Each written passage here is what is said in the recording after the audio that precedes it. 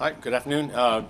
This is our periodic press availability. So you heard my remarks earlier as we're mourning the loss of our 14-year veteran to suicide, and our efforts as a department to counter that through awareness, prevention efforts, rebuilding resilience, the wellness of our people.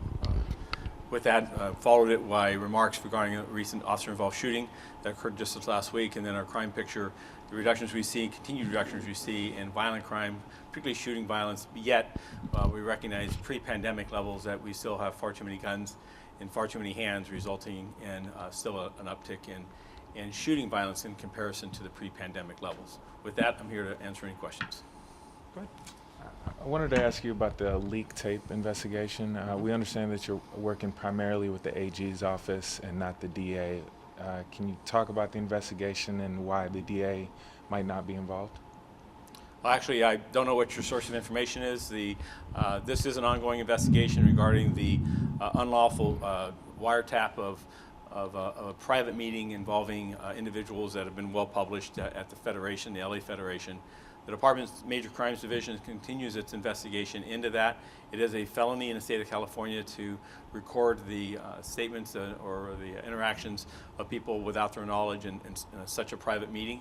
While at the same time, I recognize that what was said in that meeting, in many instances, was wrong, it was disgusting, and is counter to the values of this organization. With that said, we will continue that investigation. It is ongoing. I'm aware of the public reports. We're not going to comment on them. Other than to say that the investigation is progressing. We are working with the Los Angeles County District Attorney's Office. They are liaisoning and monitoring this investigation. There is a secondary investigation that's being done by the Attorney General. It's my understanding as to some other matters, but our primary prosecuting authority at this point, it will continue to be a referral to the Los Angeles County District Attorney's Office. Are you talking about property crime being the thorn that is upsetting the otherwise overall decline? We looked through where that's from. It seems to be largely shoplifting. There's a huge increase in the first part of this year compared with last year. Arrests seem to be up. The number of felony and misdemeanor filings are very consistent with the number of arrests. So what's missing from that picture? Well, one of the reasons why the governor, I believe, has offered a grant for organized retail theft is recognizing that that organized retail theft and its greed, not need, is occurring not just in this area, but throughout the region and the state, and some would argue across the country. Organized retail theft involves the theft of items for resale, whether it be on the marketplace on the internet, or it be through secondhand providers such as swap meets and other more historical venues for receivers. We recognize that the prosecution of those individuals at times has lessened over the years, and that's been viewed as a crime that is not deserving of incarceration or in today of bail. And in that instance, that deterrent is lacking. Secondly, when you have an ample group of members of the community that are seeking to buy those items at discounted prices and appears to have little regard to where their origin, then that promotes a very vibrant marketplace. So our efforts in countering this is, first of all, is identifying those organized crews and bringing them before the criminal justice system.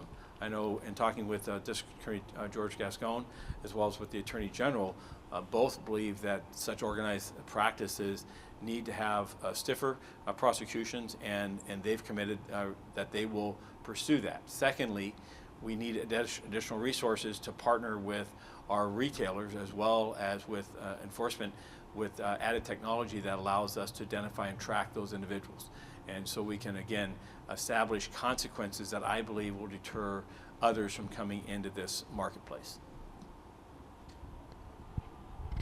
I got more. If you want to ask, go ahead. Just wanted to ask you about a recent Court of Appeals ruling. It was in a qualified immunity case. It overturned a lower court's ruling that granted qualified immunity to 4 officers involved in the 2020 death of Daniel Rivera. I was hoping you could just comment on that. I can. I would want to review the circumstances you've just described so I can give you a more informed response to it. Can I follow up with? Sure. Yeah, with media relations, happy to. Yeah. Another court decision. I don't know if you're Sure. aware of this one. It came out of a lawsuit in San Francisco that essentially said the warrantless impounding of any vehicle that's not blocking the street and not blocking a driveway is now prohibited. Have you started working on what that's going to mean for officers yet? So I'm now, I did not bring the Judicial Digest and prepare myself for these court decisions. But let me say, overarching, Yeah. there's a California care doctrine that governs the seizures of what an impound is. It's essentially it's a seizure of personal property. And what you've just described in the California and certainly LAPD has exercised for years, that if a vehicle is blocking a driveway or poses a public risk, such as blocking access to a fire hydrant, then there's a caretaking doctrine that Right, says it meets the threshold. it meets it. But otherwise, making an arrest of an individual who has a vehicle that can be lawfully parked and secured there's not a basis for automatically impounding. Previously, prior generations, a driver we arrested, the car goes with the driver. And a decade ago, the department ensured that we would stop doing that. We saw also the issues of 30-day mandatory impounds, and that there wasn't just a blanket allowance for such, the caretaking doctrine. So I'm not familiar with what violation of that doctrine and what the judgment of San Francisco is, but I believe that our processes today are consistent with state law.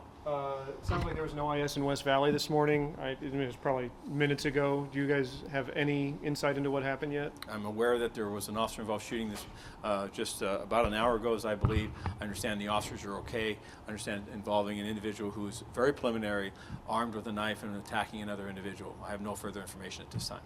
And then, as to this letter that you posted last Friday, I think it was, having to do with the LA Times reporting efforts on the consequences for the officers involved in the accidental fireworks explosion. I've never seen you do that before, and I'm just kind of curious what your thinking was and why it was important to share your thoughts with the public that way. Well, I have a otherwise well-respected news organization that is asserting that my actions are uninformed and that they don't meet they don't meet the law's requirements. Both of which I feel quite different. I did not make my decision alone. We enjoy Police General Counsel, the City Attorney, as a reference, and the description of what the law provides for and what the law requires, what my obligations are as far as confidentiality. I felt it was appropriate, given the fact that I don't own a newspaper, to allow other people who may read that source of information and only have that source, that I would have an opportunity to provide it, because the public's trust is really important to me. And I want the public's trust in that incident, that terrible accident, to understand that I did everything, I believe, within my power to take action for those I felt were responsible, as well as institute a number of changes and modifications and bring additional resources and involve policy change. And yet we still have this tragic sort of circumstances, and now there's a belief that I'm obligated to identify those individuals, and somehow I'm trying to obscure that or resist it, and that's some type of matter that should undermine the public's trust in me. I take my responsibility as chief, representing this organization of some 12,000 people who go out and do a very difficult job. I take that very seriously. And questions of my integrity or my responsiveness, my obligations, as every police officer does, we take that very seriously. So I felt it was appropriate to publish it, to push that information out for awareness.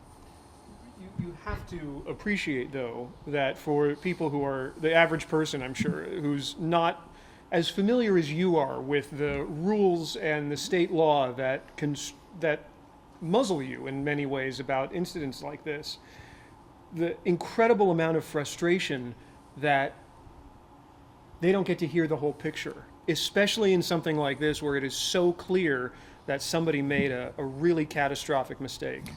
Well, I think that I would ask the public to go back to my statement. Hopefully your questions here will generate people to say, what is everyone talking about? Let me go find it. I believe the last sentence of that posting is what needs to occur. California confidentiality laws regarding police officers' personnel records, sworn members, is one of the most restrictive in the country.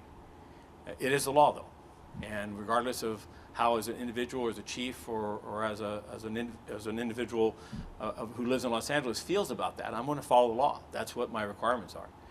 If they wish to change the law, which it sounds that there are institutions, including the LA Times and others, that desires that, then pursue those changes. There's been a number of changes in the level of transparency regarding police officers' records, a number of Senate bills, and that change is incremental, and it's evolving.